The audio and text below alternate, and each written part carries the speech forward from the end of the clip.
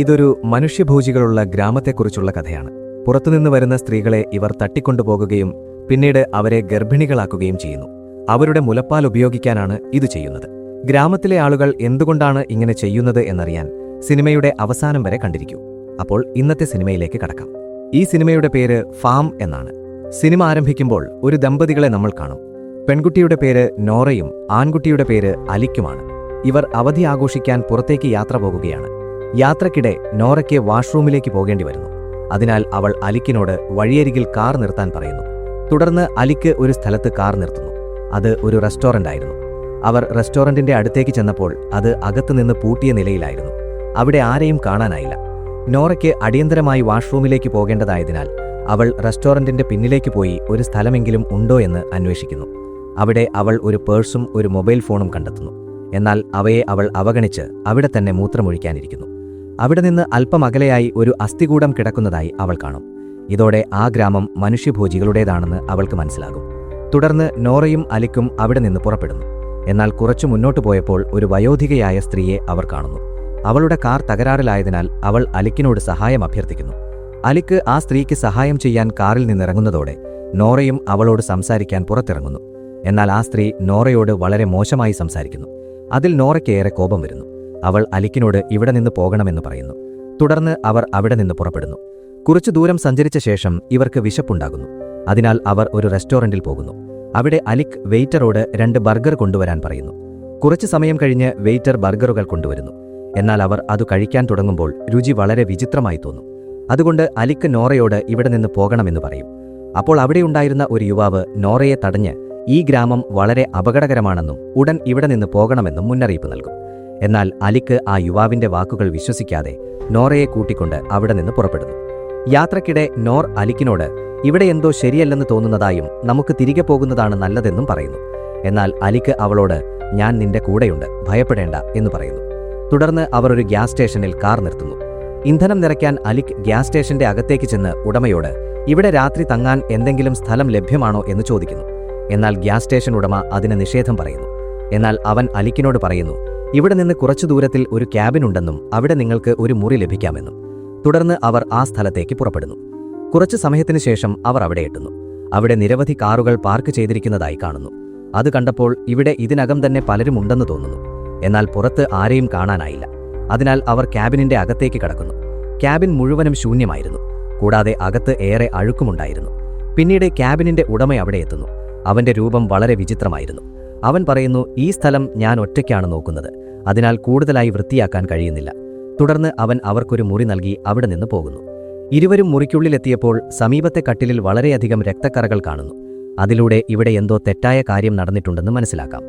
രാത്രിയിൽ അവർ ഉറങ്ങിക്കൊണ്ടിരിക്കുമ്പോൾ അവരുടെ കട്ടിലിന്റെ അടിയിൽ ഒരാളുണ്ടായിരുന്നു.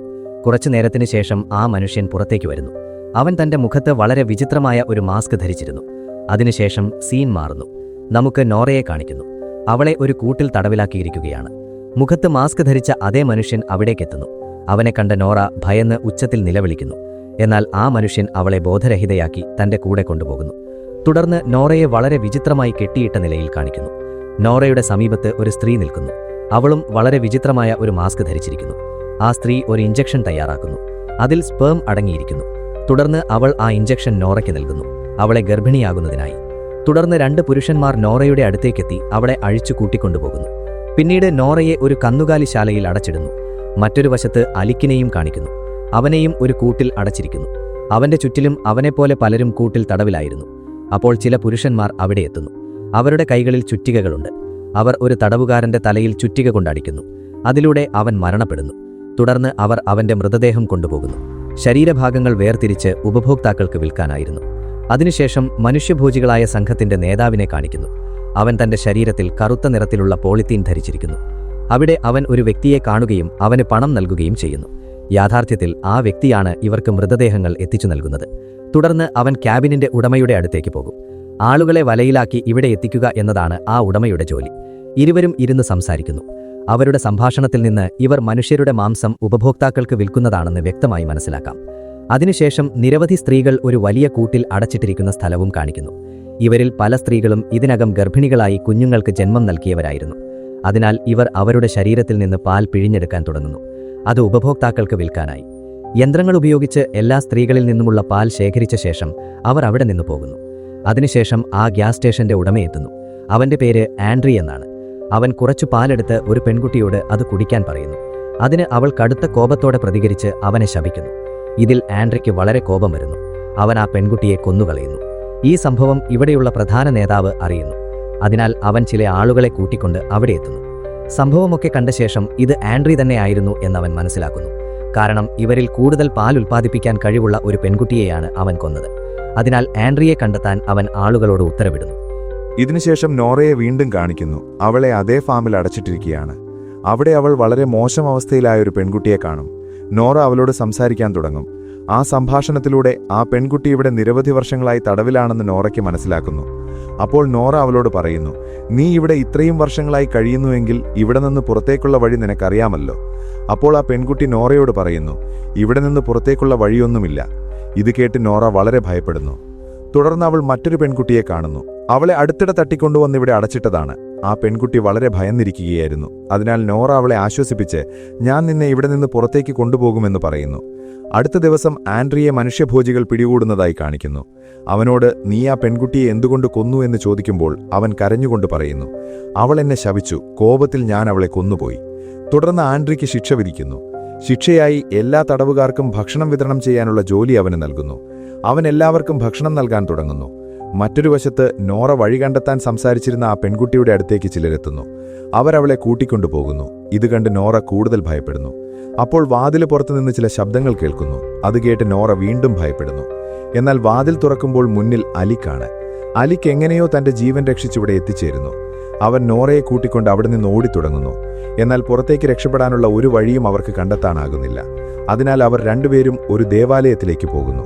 എന്നാൽ അവിടെ എത്തിച്ചേരുമ്പോൾ ഇവർ ആരെയും ദൈവമായി ആരാധിക്കുന്നില്ലെന്നും പകരം മൃഗങ്ങളെയാണ് ദൈവമായി കാണുന്നതെന്നും മനസ്സിലാക്കുന്നു. മനുഷ്യർ മൃഗങ്ങളോട് പെരുമാറുന്നത് പോലെ തന്നെയാണ് ഇവർ മനുഷ്യരോടും പെരുമാറുന്നത്. അപ്പോഴേക്കും അവിടെ ഒരു പുരുഷനെത്തുന്നു. അവനെ കണ്ടയുടൻ നോറയും അലിക്കും വിളിക്കുന്നു. പക്ഷെ ആ മനുഷ്യൻ അവരെ കണ്ടുപിടിച്ച് ദേവാലയത്തിലെ മണി മുഴക്കുന്നു. മണി മുഴങ്ങിയതോടെ എല്ലാ മനുഷ്യഭോജികളും ഇവരെ പിന്തുടരാൻ തുടങ്ങുന്നു. നോറയും അലിക്കും ജീവൻ രക്ഷിക്കാൻ ഓടിത്തുടങ്ങുന്നു. എന്നാൽ കുറച്ചു ദൂരം കഴിഞ്ഞപ്പോൾ അലിക്കിന്റെ കാൽ കുടുങ്ങുന്നു. അതിനാൽ അവൻ നോറയോടെ ഇനി ഒറ്റയ്ക്ക് ഓടിപ്പോയെന്ന് പറയുന്നു.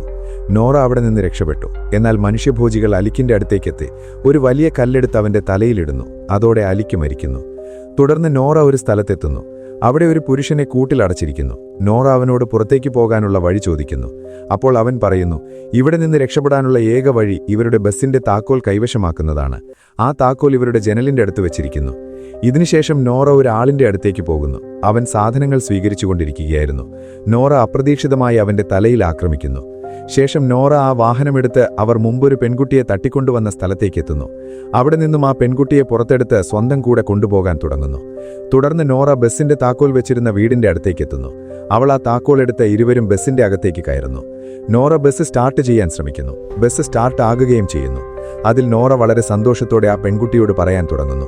എന്നാൽ ആ പെൺകുട്ടിക്ക് സന്തോഷമൊന്നും തോന്നുന്നില്ല. നോറ പിന്നിലേക്ക് തിരിഞ്ഞു നോക്കുമ്പോൾ ബസ്സിനകത്ത് നിരവധി മനുഷ്യഭോജികൾ ഇരിക്കുന്നതായി അവൾ കാണുന്നു. തുടർന്ന് അവർ ഈ രണ്ട് പെൺകുട്ടികളെയും കൊന്ന് അവരെ ഭക്ഷണമാക്കുന്നു. ഈ ദൃശ്യത്തോടെയാണ് സിനിമ അവസാനിക്കുന്നത്. ഈ സിനിമയിൽ നോറയെ കണ്ടാൽ അവൾ സ്വയവും ആ പെൺകുട്ടിയെയും രക്ഷിക്കുമെന്ന് തോന്നിക്കും. എന്നാൽ അവസാനം അങ്ങനെ സംഭവിക്കുന്നില്ല. മൃഗങ്ങളെ ബഹുമാനിക്കുന്നത് നല്ല കാര്യമാണ്. പക്ഷേ മനുഷ്യരെ മൃഗങ്ങളെപ്പോലെ കൊല്ലുന്നത് ശരിയാണോ തെറ്റാണോ എന്ന കാര്യത്തിൽ നിങ്ങളുടെ അഭിപ്രായം അറിയിക്കൂ. ഈ വീഡിയോ നിങ്ങൾക്ക് ഇഷ്ടമായെന്ന് പ്രതീക്ഷിക്കുന്നു. അതിനാൽ വീഡിയോ ലൈക്ക് ചെയ്യാനും ചാനൽ സബ്സ്ക്രൈബ് ചെയ്യാനും മറക്കരുത്. അടുത്ത വീഡിയോയിൽ വീണ്ടും കാണാം.